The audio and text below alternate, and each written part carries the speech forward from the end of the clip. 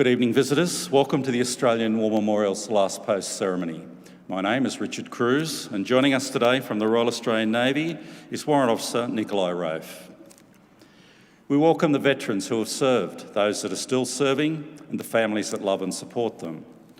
We acknowledge the members of RSL Services Clubs Association, RSL Victoria and RSL Queensland, who are watching the broadcast of this ceremony across Australia. And during this evening's ceremony, wreaths will be laid at the base of the pool of reflection by visitors to the memorial. If you're able, please stand and join in singing the national anthem.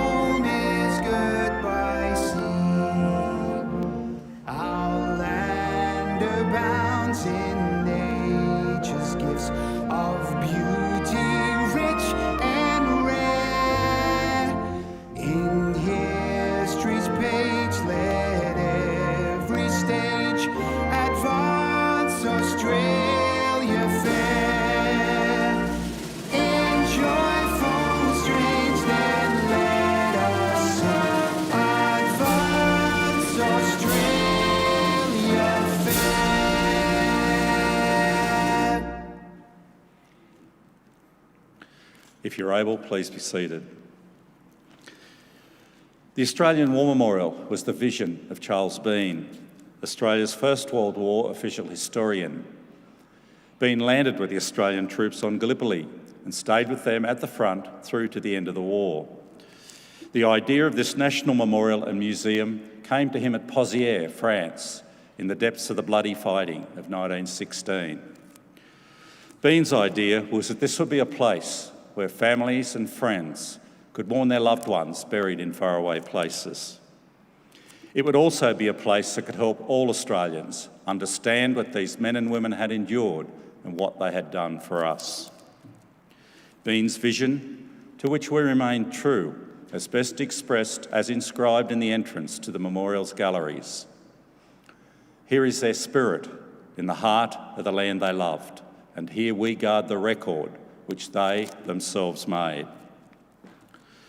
Tonight we'll read the story behind just one of those on the Roll of Honour, which lists the names of more than 102,000 men and women who have given their lives for us in war and in operations for more than a century. But first we present a lament, Flowers of the Forest. Wreaths and floral tributes will now be laid at the base of the pool of reflection.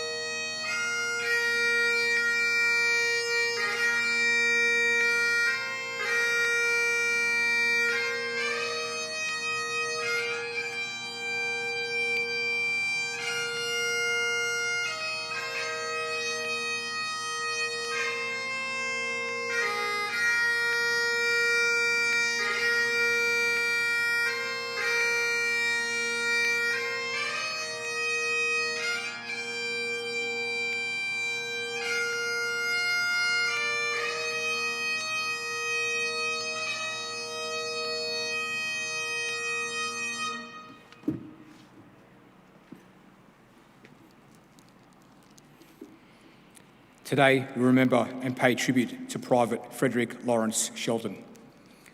Frederick Sheldon was born in 1895 to Elijah and Marianne Sheldon of Eaglehawk, Victoria. His father, who had served in the New Zealand Wars, worked as a miner and served for several years as a verger at St. Peter's Church of England in Bendigo. Already in his early 50s, when Frederick was born, Elijah Sheldon died in 1910, when Frederick was 16 years old.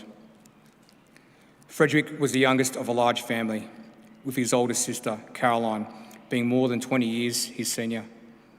Caroline eventually became her younger brother's legal guardian. Frederick was educated at the local state school in Eaglehawk. He won a scholarship to the Bendigo School of Mines, where he studied for a year before accepting a position as a clerk in a company in Melbourne. In Melbourne, he was a member of the Brunswick Naval Band, probably a cornet player, and played cricket for St Jude's in Carlton. Frederick Sheldon tried to enlist in the Australian Imperial Force immediately after the outbreak of war in 1914, but was turned away. At 18 years of age, he was under the minimum enlistment standard of 19 at the time. Undeterred, he went home to Bendigo to try again with the consent of his sister Caroline, and was accepted for service with the Australian Imperial Force in September 1914 at the age of 18 years and 11 months. Posted to the newly formed 14th Battalion, he commenced training at Broadmeadows Camp. Fred Sheldon had played the cornet for some time and was asked to join the band of the new battalion. When he heard that bandsmen traditionally served as stretcher bearers at the front, he refused, saying he preferred to be in the firing line. The 14th Battalion left Australia on the 22nd of December 1914, arriving in Egypt at the end of January 1915. The men continued their training in the desert for several weeks. Sheldon enjoyed exploring Cairo, writing to his sister about visiting local markets and mosques. He made friends with convalescing Indian Gurkhas, writing, "They are great card players. I had many a pleasant game with some of them, although we had a little trouble to understand each other at first." Later, Sheldon added to this letter to say, "Just a line to let you know that I'm all right, and in the best spirits, all of us all are, because we are going tomorrow or the next day." On the 11th of April 1915, the 14th Battalion struck camp at Helipos and boarded a train for the port of Alexandria. They left on the board troop ship Seng Chun 2 days later, with few, if any, members of the battalion aware of their destination. The 14th Battalion would spend a little over a week on the island of Lemnos, undergoing intensive training in preparation for the landing on Gallipoli. Back on board the Seng Chun, the 14th Battalion left Lemnos Harbour at 9:30 a.m. on the 25th of April 1915. The vessel passed Cape Helles on the way to Anzac Cove, and the men on board could see the naval attack going on as they went by well out to sea. Reaching Anzac Cove at 5 p.m, Seng Chun began to take on men wounded on the hours after the dawn landing. The men of the 14th Battalion, like Private Sheldon, helped wave after wave of them aboard throughout the night. At 11:15 a.m. on the 26th of April, the men of the 14th Battalion began to disembark into 2 torpedo boat destroyers, which will take them close enough to shore to be able to ferry them to land in tows. The men, having spent all night helping the wounded, could have had little doubt as to what was in store for them. The journey was fraught with danger, as they were under shrapnel fire all the way. At least one man was killed and another wounded before they could make the beach. The entire 14th Battalion, nearly 930 men, was landed by 1:30 p.m. on the 26th of April. They formed a general reserve force with the rest of the 4th Brigade and bivouacked on the beach for the night. The following morning, they were ordered to the heights in order to defend the shaky, hard-won perimeter. They were on the front line for 40 hours, hard fighting, before being withdrawn for a short rest. On the 30th of April, Charlie Company of the 14th Battalion entered the front line near Steele's Post to support the British Royal Marine Light Infantry in case of attack. Despite an attack coming around 4 p.m, Charlie Company was fortunate to suffer only light casualties, with 1 man killed and 4 wounded. The man killed was Private Frederick Laurence Sheldon, apparently shot through the head. Fred Sheldon was buried not far from where he fell, but the exact location of his grave was later lost. Today he's commemorated on a special memorial in Courtney's and Steel Post Cemetery on Gallipoli. Beneath the words, "Their glory shall not be blotted out," he was 19 years old. His name is listed on the roll of honour on my right. Among almost 62,000 Australians who died while serving in the First World War, his photograph is displayed today beside the pool of reflection. This is but one of the many stories of service and sacrifice told here at the Australian War Memorial. We now remember Private Frederick Laurence Sheldon, who gave his life for us, for our freedoms, and in the hope of a better world.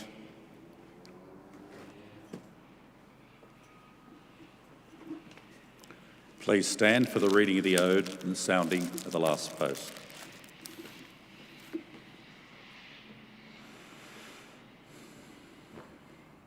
They shall grow not old, as we that left grow old. Age shall not weary them, nor the years condemn. At the going down of the sun, and in the morning, we will remember them. We will remember them.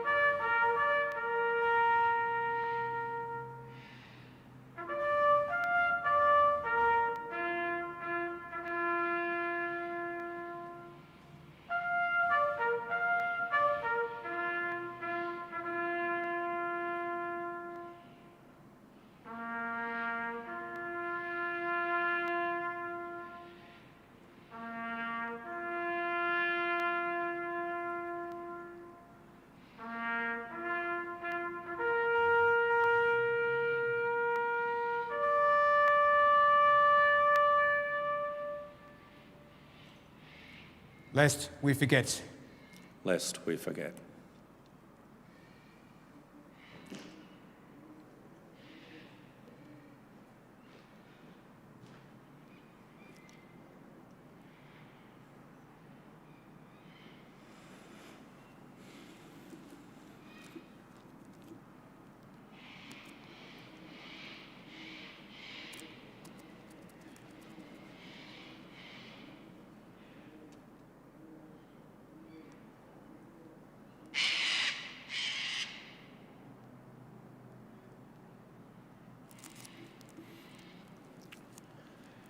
We leave you this evening with the words of the memorial's founder, Charles Bean. Many a man lying out there at Pozières or in the low scrub at Gallipoli, with his poor, tired senses barely working through the fever of his brain, has thought in his last moments, well, it's over. But in Australia, they will be proud of this. Ladies and gentlemen, girls and boys, that concludes this evening's last post ceremony. We thank you for visiting the Australian War Memorial and wish you all a very good evening. Thank you.